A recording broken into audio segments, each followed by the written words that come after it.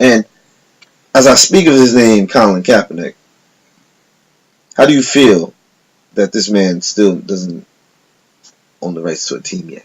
I'm not bothered necessarily by it because I don't necessarily look at it the way of. I think people look at it like because he took a stance, because he might be a disruption, therefore that's why he hasn't been signed yet. Well, there's clearly some teams that are just not interested in winning. Like that's that's not their main goal. Like I mean, let's be honest with you. The same reason that Joe Mixon fell to like 48th, I think. Yeah, like fell as far as he did is because you're weighing something against winning. It's not your main goal. If it's your main goal, you go after the most talented players regardless of their backgrounds. Mm. So in this particular case, and I don't really believe in this idea of a disruption either. Like, the only thing that's a disruption is what you allow to be a disruption, as Belichick points out all the time. Only what you allow to come into your locker room becomes a disruption to the team. Everything else the media considers a disruption is only what the media is saying is a disruption. Championship teams understand that. If you remember the Bulls during that Jordan era, there was a lot of things that happened with Dennis Rodman, with Michael getting caught gambling in Vegas that would be quote-unquote disruptions.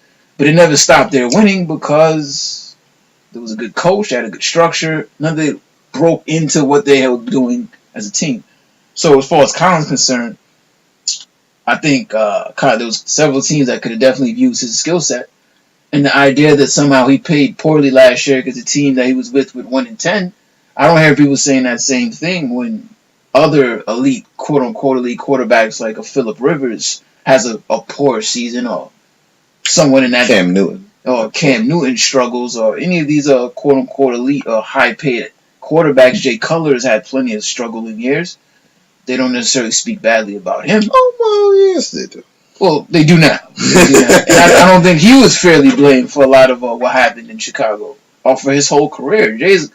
I think Jay Cutler has been unfairly, like Mark Sanchez, a lot of quarterbacks get unfairly blamed for losses.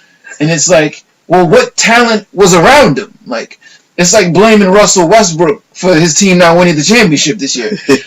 well, who did he have to win a championship with? It's a team sport, not one-on-one. One-on-one, yeah. Who's going to beat Russell Westbrook? Yeah, who's going to beat LeBron James? Exactly. So, but you need a team. You need a Kyrie. You need a Kevin Love. Who were they there when he lost to the Spurs years ago? No. There were Langston Hughes and Varejao. Therefore, he lost. But somehow they got there. Fair. So now, with last year, can anybody name me the receivers that Colin Kaepernick was throwing the football to? Did any of them have a Pro Bowl on their resume?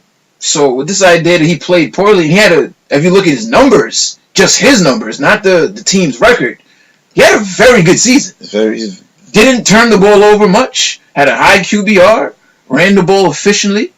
This is the same man who took the team away from a and still starting quarterback for the Kansas City Chiefs, and brought that team to, I think, when they lost to Seattle, there was a 14-2 record. Yeah, and I love the fact that they don't really ask people that know Colin Kaepernick whether or not he'll be a good fit for certain teams. They ask players on other teams, defensive linebacker for another team, hey, do you think Colin Kaepernick will be a good fit on the Jets? Like, he's a defensive player. Why don't they go ask Alex Smith that actually worked out with Colin Kaepernick and actually fought for a job? Where do you think he might actually fit well? Who might actually know his game better? To also bring that up, I hate how they always bring up, he should go to Seattle. They don't say he should go to Seattle because he can fit in that formation. He can run around like he played against them and everything like that. They said no because the way how they deal with off the field distractions, he'll fit right in.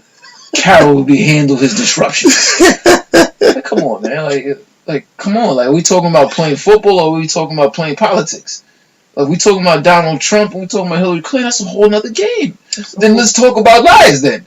But if we're talking about who can throw the football well or move the chains or actually break a tackle or tackle somebody, well, that's not what we're speaking about at all. Because Colin Kaepernick could throw the ball better than 90% of these quarterbacks. He could run the ball better than 99% of these quarterbacks. But yet somehow he doesn't have a job. But yet, did I just see Fitzmagic get a job? Fitzmagic got a job. I have nothing against that because honestly, if I wanted to bring in a backup that would actually, be able to help my quarterback room and be able to help my kid study, I think that's definitely smart. He definitely can help somebody out. But that was about a professional quarterback. Blaine Gabbert has a job. I have no problem. For the amount of money he's being paid, for what he's being asked to do, that's not a problem. That's amazing. I'm not comparing him to, honestly, Colin Kaepernick should get about $10 to $12 million and be given a starting job. Well, your take on Colin Kaepernick's situation? I just believe that if he if he gets to Miami, that could be a nice way for him to be quiet. Yeah. Nice Miami Beach. And I think he's from there. Yeah, it'd be good for him. I think that'd be a nice solid spot. I mean, honestly, I think, unfortunately, I think a lot of people don't understand where he's coming from. Therefore, their opinions are a little bit slanted. The idea is that you have the American flag is completely associated with the military, and that it being him disrespecting the military by not embracing the anthem. Mm-hmm. And I think they missed the message. Like, the anthem has 3 verses to it, and the third verse it's not very comfortable to every American. Mm-hmm. And he was pointing out to that, and I felt people missed that point, and they started to say that wasn't the right platform for him to voice that. But then they never offered a better platform. They offer platforms like sit-ins and the marches, but most of us understand that sit-ins and marches don't exactly get your cause, highlighted. Mm-hmm. And he felt like to really get his cause highlighted, he had to be more creative. If they felt like his format wasn't necessarily comfortable by them, it was the most, he felt, beneficial thing to do without doing something wrong to somebody else. I don't think he wronged anybody. Mm-hmm. And they treated it as he wronged the whole community. I don't think he was trying to do that, or that was his point. And then they tried to vilify his play when the whole team was doing bad. And then I don't think nobody blamed how that whole team fell apart. The coach had a problem with the owner, they fired Jim Harbaugh, or Jim Harbaugh left on his own. Then everybody started to retire. Willis retires, then I believe another linebacker retired.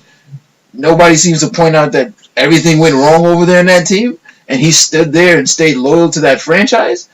But somehow he doesn't seem to get credit for that, but other players do. And I think because he's speaking out, because he's being different, they're treating him like Mahmoud Abdul-Rauf, Chris Jackson, or, to even be a little bit more into blackballing people, Tim Tebow. Because he kept